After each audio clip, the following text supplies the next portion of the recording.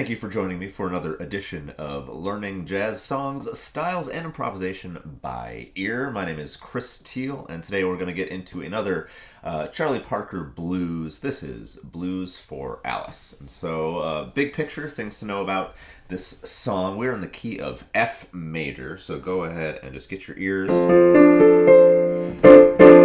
grounded. I'm playing an F6 chord right now. Just go ahead and sing the root note.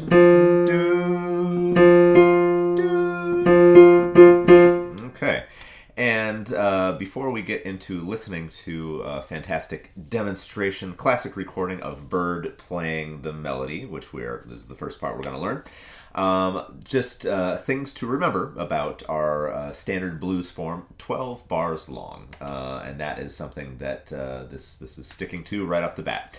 This is not unusual in that way. Harmonically, there are a lot of really interesting things that Bird does with this song, as well as with a lot of his other blues melodies. Does a lot of things with the harmony and with the root melody, and we'll get into that when we talk about those things. But first off, let's go ahead and listen to Charlie Parker playing Blues for Alice.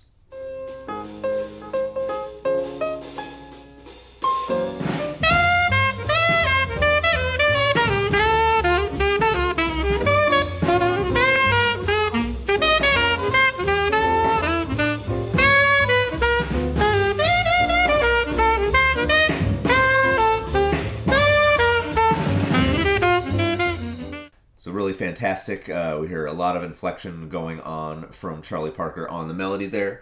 There are going to be some things in terms of kind of like scoops and things like that I am unable to do on the piano. So just again, with any of these melodies, this is more or less a template, getting the pitches and the rhythms down, and then of course you want to spend as much time as you can listening to the melody performance of the original off this recording that we just listened to get the inflection, the phrasing, and the style from that. So I'm going to try to bring some of that, but just the nature of playing piano and translating that to a horn or anything like your voice that can slide and do those kind of things. Not exactly going to have that because of the delineated fixed pitches of a keyboard. But without all of that, let's go ahead and just learn a bit of this. There's a lot of notes, a lot of great stuff. So let's dig into it. We do not have to take it quite as fast as Bird does, although this is not an unreasonable tempo to approach based on that performance recording. Let's listen to the first chunk. Here it is. So 1, 2, 3, and 4.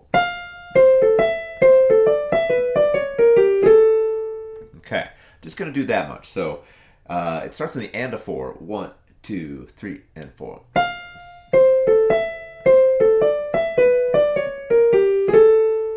Okay, so if we think of our root the way that we sung it before, it starts on an upper register F, or concert F, the key that we're in, and it outlines starting out chord tone. So it's 1, 2, 3, and 4. 1, 5, 3. And it goes to the natural 7. So it just anchors on either the root, 5, 3, 7, 5, 3, that hits those other chord tones on the way down. Just try to play that phrase. So 3 and 4. 2, try it. Go. One more time. Awesome.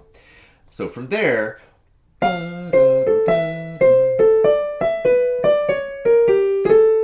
we get in some notes that are outside of our F major key center. But we...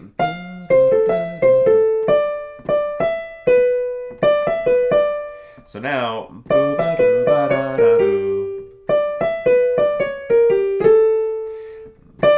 So that, see if you can find that pitch. That is the scale degree 6 of our home key. That is concert D. So we have this upward gesture, 6, 7, and then we have our sharp 4, a B natural, going back to the 6. 6, 7, sharp 4, 6.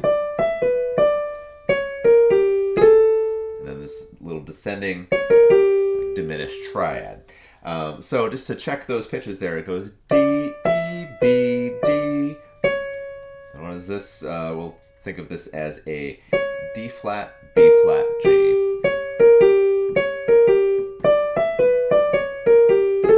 And then ends on a little grace note going into the third of the key, which is a concert A. So it's a half step approach, A flat to A.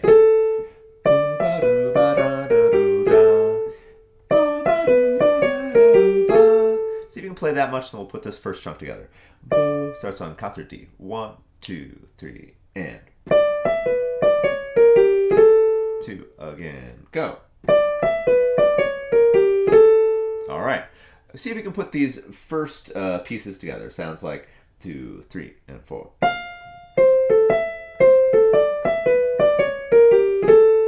2, 3, and 4.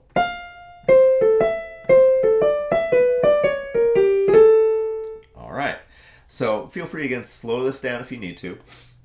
So now I'm going to think about anchoring on that approach to the third of the key, that A flat to A. And I don't know, at least this is something where I, in terms of reorienting my fingers as a piano player, or as a practicing piano player, I'm not, a very skilled person in this regard. Something I'm working on, and learning these songs helps to do that. But I'm trying to come down and hit that grace note. Actually, hit that grace note in a way that allows me to get to the next part of the song. And so actually, as I'm coming down, I'm gonna try to hit that with my fourth finger, because then I have a quick little triplet figure that I want to reserve my 1, 2, and third finger for. So I'm landing on that with just sort of doing a glist with my fourth finger. This goes.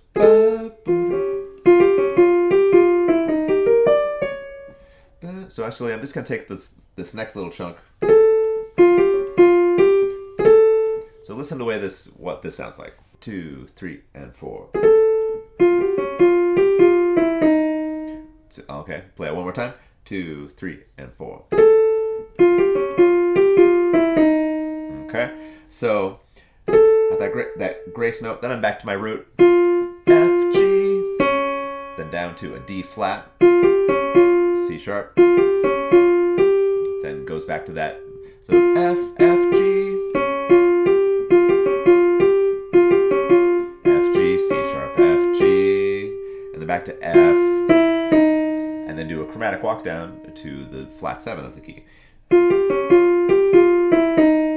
So, see if you can figure out those notes. Let's try playing it. Or the grace note also comes on the end of 4, just like the beginning of the melody. 1, 2, 3, and 4. 2 again, and. Okay. So from there, we get to get away from our chromaticism. Do a nice big ol' arpeggio. Think of this as you're just making an ascending E flat major 7 arpeggio. All right. So we have this motion down. So it goes up that E flat major 7 arpeggio, E flat, G, B flat, D, D flat. So we resolve it down there. All right. So if we're connecting this part, let's try that. So starting on your root, 1, 2, 3. This is 4 and 1. All right. 1, 2, 3. 2, 3. So that's this eighth note triplet.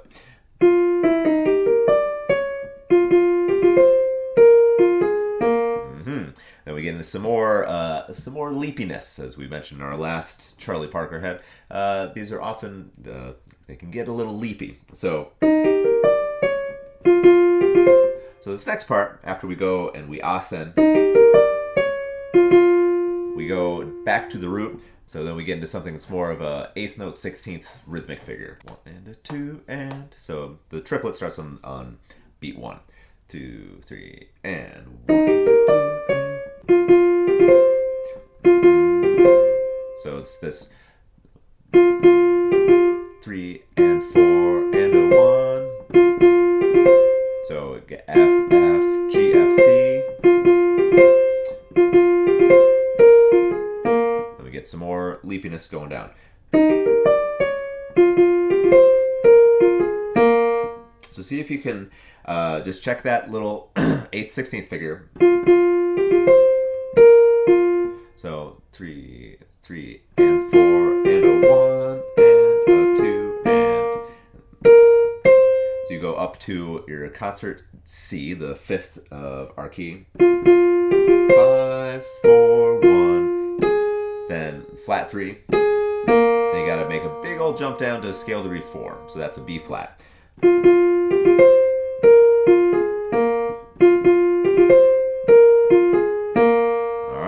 See if we can put this together. Actually, let's just try ba ba ba ba da da do da da. 1, 2, go. Again, 2, go.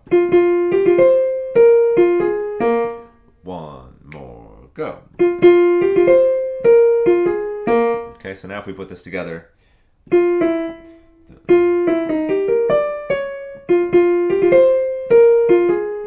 So this chromatic walk down to the arpeggiated E flat major 7. Let's see if we can put this together. 1, 2, 3.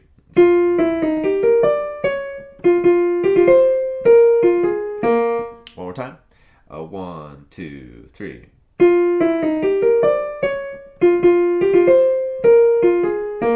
Okay. Whew. All right. Let's just, for the fun of things, where this is really, we've just made it through the first 4 bars. There's a lot going on. Let's see if we can put everything together. The first 4 bars. Ba ba do da. Just nice and slow. 1, 2, 3, and 4.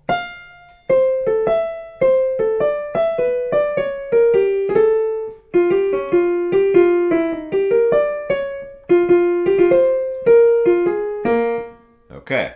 Do that at a slower tempo, or break the pieces back up if you need to, but we're going to go ahead and move on. All right, so we're into bar number 5.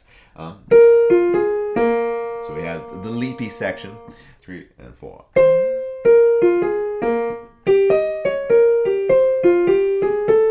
Okay. So now we're connecting back with that sort of G diminished figure that we had earlier. We got to jump all the way up, and I just say, if you're playing piano, reorient your hand up here. So we're doing this big old figure to really kind of connect from our G and then end the figure on a concert A. 2, 3, and. So there we're at the A. So it's G, E flat, D flat, B flat, G, C, F, G, G sharp, A. So you can play that. Boo da da doo doo da. It's hard to sing. Boo ba da da. Boo da da da da da doo doo da. Boo ba ba doo da doo doo da. 1, 2, 3, play. 1, 2, go, and. Okay, so this is nice because now we get a little bit kind of more of a bluesy phrase coming up. Yeah, nice. Just that little grace note. In this case, it's a whole step going from D to an E. So rhythmically, we're just 3 and 4. 1, 2, 3, and 4. Now we get a repeat of that rhythm, but with a bigger range melodically going on here. So again, we hit that concert A. So we have the D into the E. C, D. 1, 2, and 3, 3 and 4. Now we got to jump all the way up to a D flat, so C sharp. So rhythmically.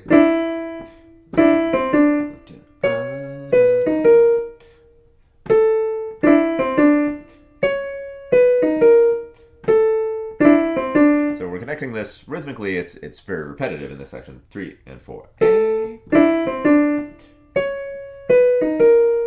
No grace notes leading into that section there. So again, we had D to E, C, D, and then we got to jump up to C sharp, B natural, D sharp, and then we ended on an A sharp or B flat.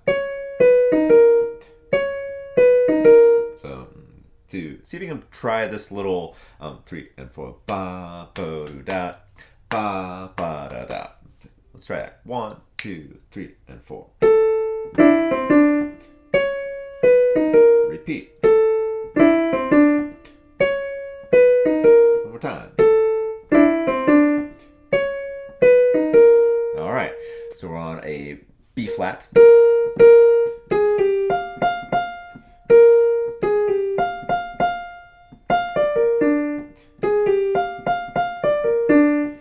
We're on a B flat.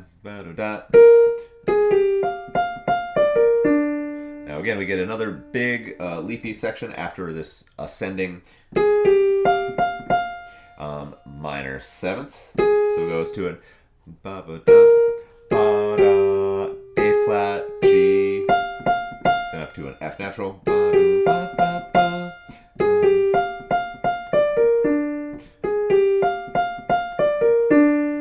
F, D, B flat, D.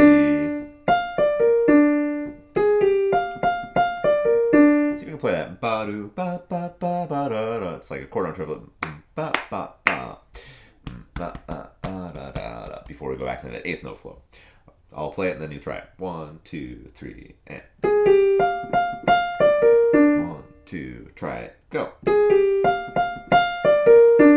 One more time and. All right, and this is one of my favorite parts of the song. After we get. Yeah, I love that. All right, so we have that descending line. 1 and 2 and 3. So that's A, G, C, B flat, E flat. All right, and then the ending is pretty simple. So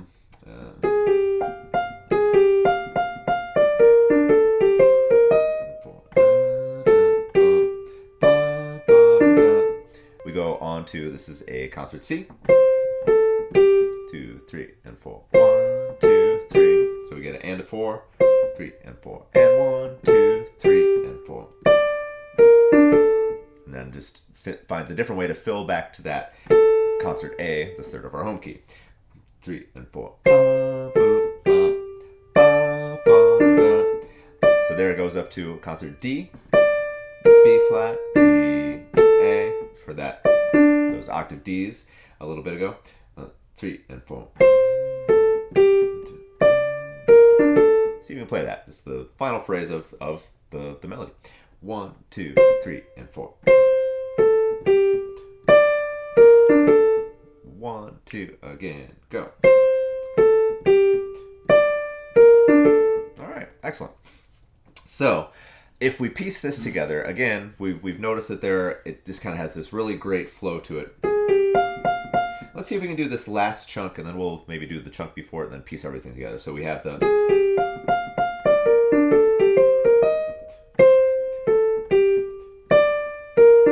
Try that.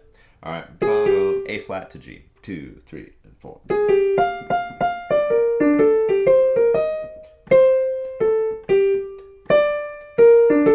Okay, so now if we back this up a little bit more, we're thinking of the 4 bars that come before there. Here we're going to think of starting, I guess, on the 4th bar, the pickup leading into the 5th bar. 1, 2, 3.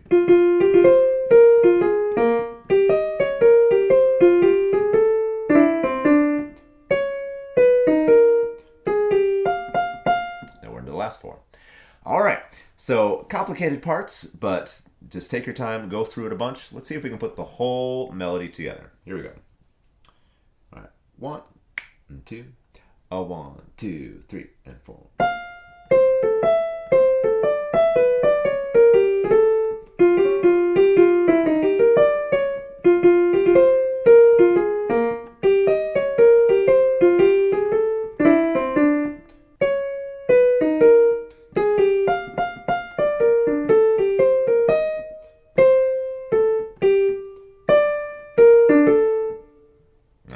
And something that happens if you go through the entire recording, they kind of tag this final phrase and embellish it a little bit. So that final little tag there. Actually, this kind of like loop that, and even, and that's something that you'll hear a lot of times in performing this head is enclosing that G with a lower F.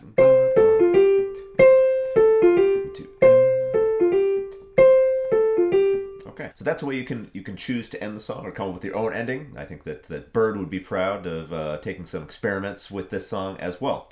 All right, so again, take the song slow, break it down into pieces, and you should be in good shape for learning the melody for Blues for Alice. Again, if you're looking for some more resources for improvising on bebop, blues, other things like that, please check the link below for our Creative Jazz Fundamentals series, and we have a lot of other jazz and bebop heads, melodies on our YouTube channel, so make sure to check that out, subscribe, and happy practicing.